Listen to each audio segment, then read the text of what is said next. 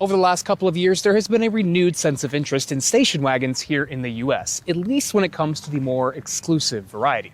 At about $90,000 to start and $112,000 as tested, the Mercedes-AMG E53 hybrid wagon is just about as exclusive as you can get on US roadways.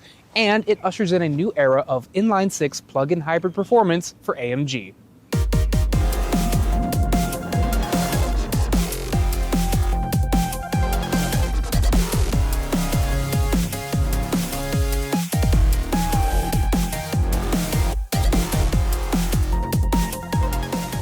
You can order the AMG E53 as a traditional sedan, or for about $4,000 more, you can go the wagon route. The other wagon variant in the current generation E-Class lineup is the E450 All-Terrain, which is more of an off-roady looking version with the regular non-electrified inline-six turbo. That car is about the same size as this, but because this is an AMG, it rides lower to the ground and is a little bit wider and longer due to the aerodynamic bits in the lower fascias. Because of this wagon shape, you get 33.1 cubic feet of space behind the second row and 64.6 when you fold them down.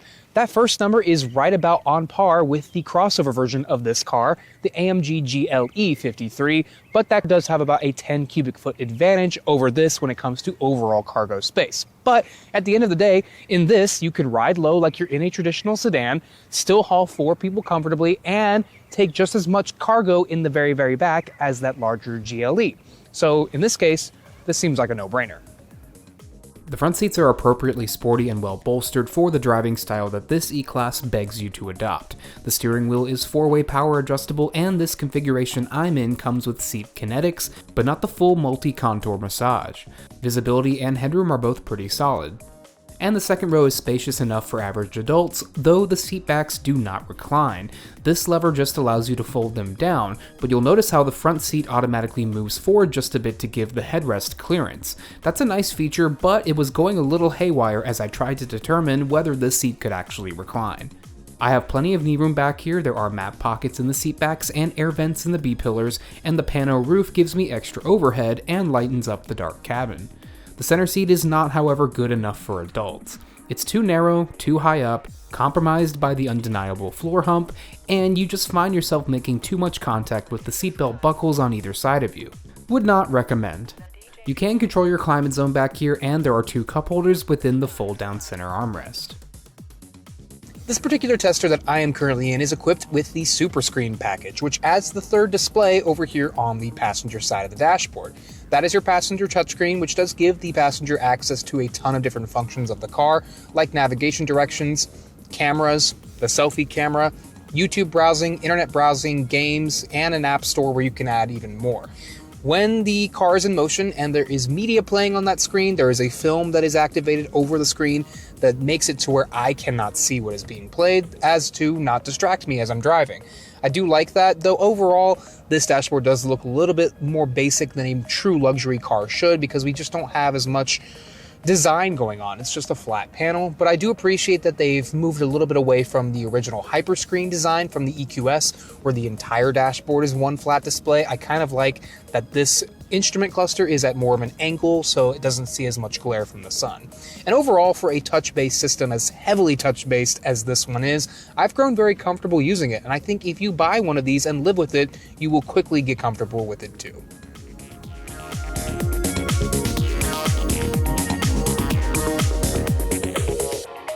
With this plug-in hybrid powertrain, just like in the 63 SE Performance variants with their V8s, this 53 hybrid does give you electric-only power.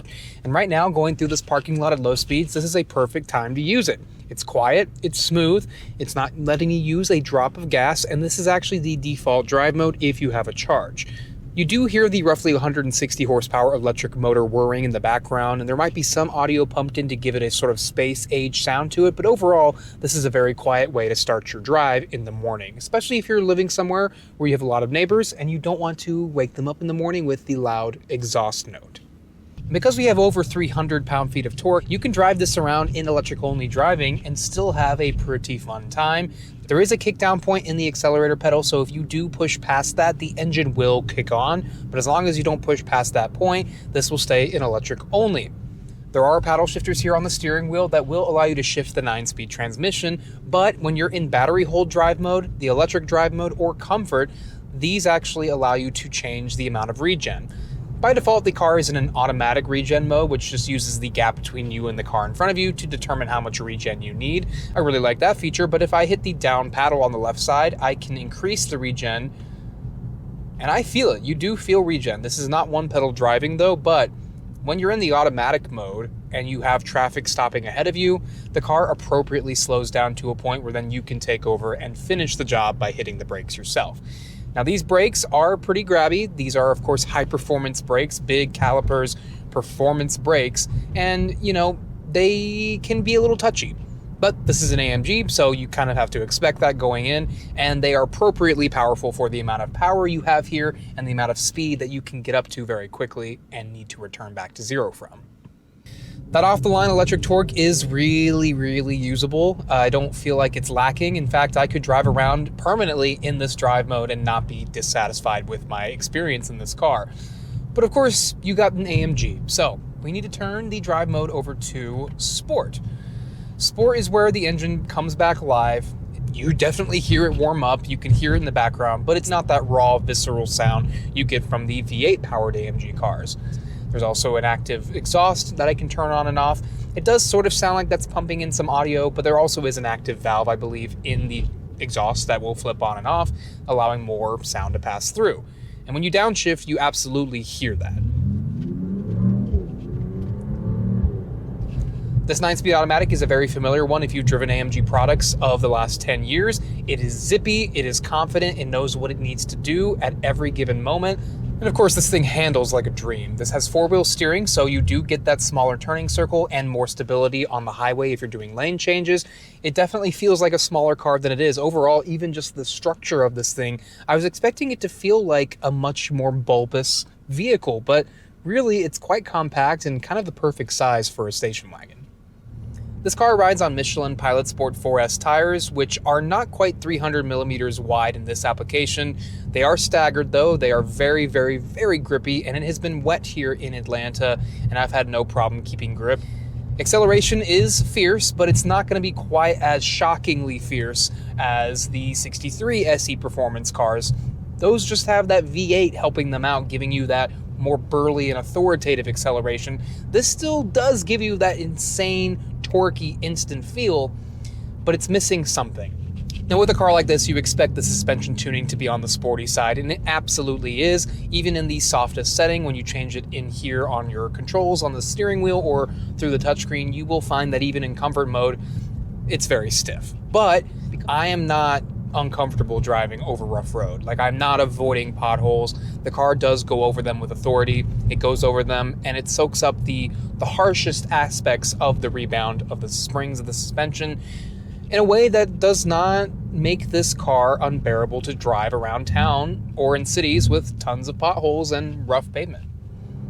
And there is a launch control if you put this in the S Plus drive mode and you slam your foot on the brake pedal. Then you put your foot down on the accelerator pedal, holding both at the same time. That will activate the launch control. The car will literally sort of move back into a stance kind of similar to the original Ludicrous system in the Tesla Model S.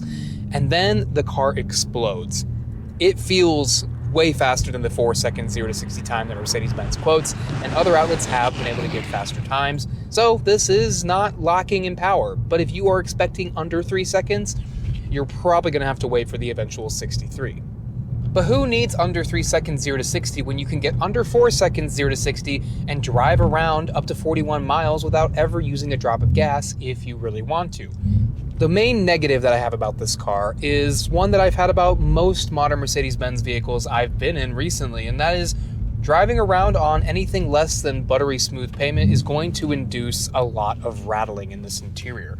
The materials, though they look nice, a lot of them feel a little bit chintzy, like the wood trim here. If I tap on it, it just feels a little bit hollow. And if you go over rough bumps, or if you just hit something that's going to cause shockwaves through the cabin, you hear every single little thing. And it just doesn't feel fitting of a $112,000 AMG wagon. Just saying. So in summary, the E53 Hybrid certainly stays the course when it comes to 53 level AMG expectations, but with that added electric element that gives you the best of both worlds. Smooth and quiet electric only driving for up to 41 miles, or hybrid-powered rambunctious torque-filled performance on demand. It certainly seems that they are leaving room for an AMG 63 SE Performance variant in the future with a big V8 under that hood, and I cannot wait for that variant to make its triumphant return so it can take on the BMW M5 Touring.